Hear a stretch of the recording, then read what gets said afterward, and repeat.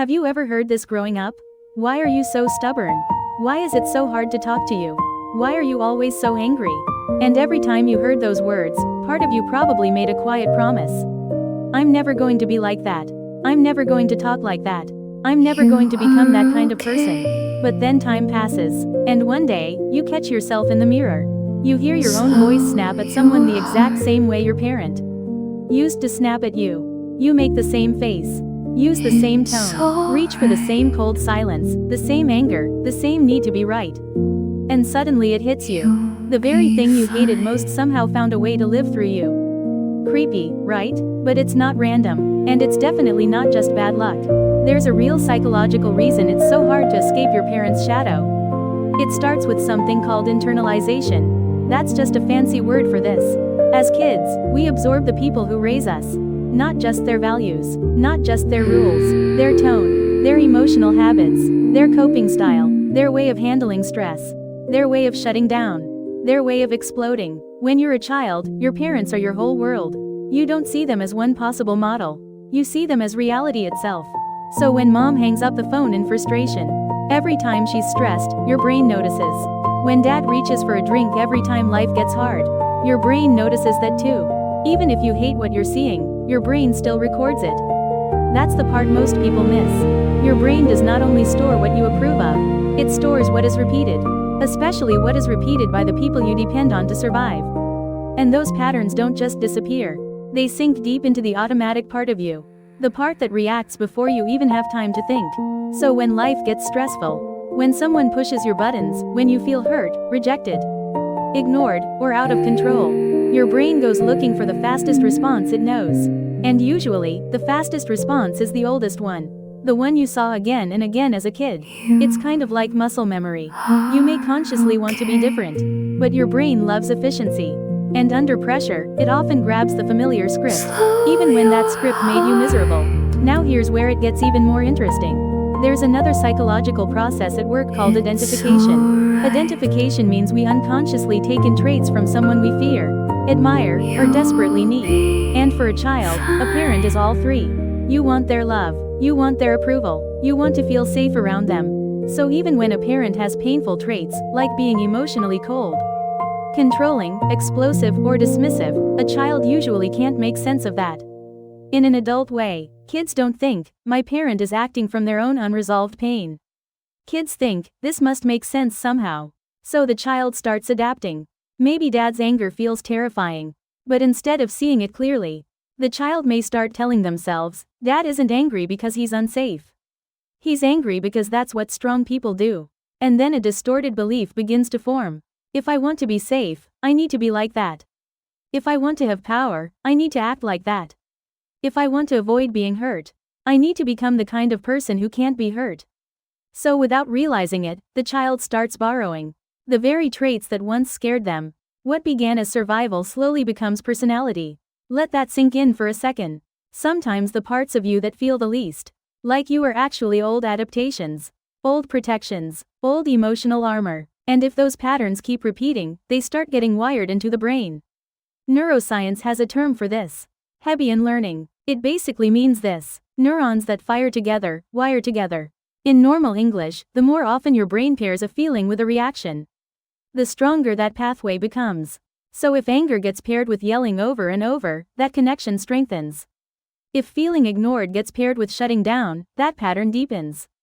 If shame gets paired with blame, criticism, or defensiveness, your brain starts treating that response like the default setting. At first, you might be able to catch it. You might still feel the choice. But over time, repetition makes it automatic. Someone dismisses your opinion. You let out a long sigh.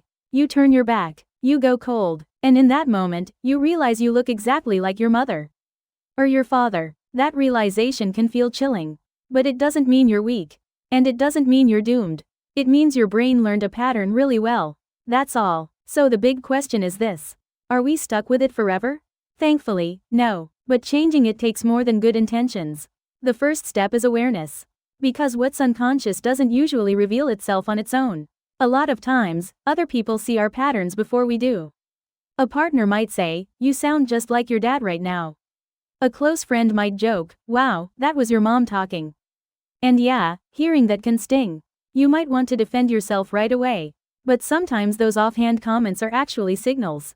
Not insults. Signals. They point to something you haven't fully seen yet. And awareness is painful, but it's also where change begins. The second step is learning your pattern and making it feel unfamiliar. In other words, catch the moment. Ask yourself, when do I become most like them? Is it when I'm tired? When I feel disrespected? When I feel powerless? When someone doesn't listen? When I think I'm losing control? Find the pattern beneath the pattern. Because it's usually not happening randomly. There are triggers. There are themes. There are emotional pressure points. And once you know them, you can interrupt them. That's where real rewiring starts. If your father always raised his voice, practice lowering yours. If your mother used silence as a weapon, practice naming what you feel out loud. If your family handled pain with sarcasm, try honesty instead. At first, it's going to feel awkward. Maybe even fake. That's normal. New patterns almost always feel unnatural in the beginning. Why? Because they're new, not because they're wrong. The old reaction feels natural mostly because it's familiar, not because it's healthy. And every time you choose a different response, you are teaching your brain a new route, a new ending, a new version of strength. But there's one more piece, and honestly, it may be the most important one. Healing. Because we don't just repeat our parents' behavior because we saw it. We also repeat it because of what we never got to feel. The anger you buried, the sadness you brushed off, the hurt you minimized, the fear you had no space to name. If those emotions stay trapped inside you, they don't simply disappear. They leak. They show up in your tone, your relationships, your defensiveness, your shutdowns, your overreactions. And under stress, those unhealed parts often drag you right back into the behaviors you swore you'd never repeat. That's why healing matters. Because pain that isn't processed tends to get passed on. Sometimes to partners, sometimes to friends, sometimes to your own kids, and sometimes right back onto yourself. So if you really want to break the cycle, you have to do more than control the behavior. You have to care for the wound underneath it. That might mean therapy. It might mean journaling. It might mean honest conversations. It might mean finally admitting that your childhood hurt you in ways you've spent years trying to downplay. And for a lot of people, it means learning how to meet their inner child. The younger part of you that was scared. The part that felt alone. The part that needed comfort and got criticism instead. The part that learned to survive by becoming hard, quiet, angry, pleasing, perfect, or invisible. When you catch yourself reacting like your parent, pause for a second.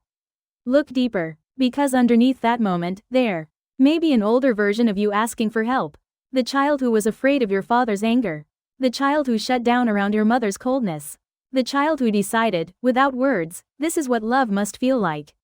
That child is still in there. And maybe what they need now is not more shame, not more self-hatred, but reassurance. Maybe they need to hear you say, "You're safe now. We don't have to do this anymore. We can choose differently." Becoming like your parents is not a moral failure. It's evidence of how deeply you were shaped by the environment that raised you. The real question is whether you stay asleep inside that pattern, or wake up to it. Because awareness changes everything. Once you can see the script, you don't have to keep reading from it. You are not that powerless child anymore. You are an adult now. And adults get to choose. Choose what they repeat. Choose what they heal. Choose what ends with them. So tonight, maybe stand in front of a mirror and ask yourself one honest question. Whose life am I living? And maybe that's the real turning point. The moment you stop asking who you came from and start deciding who you want to become.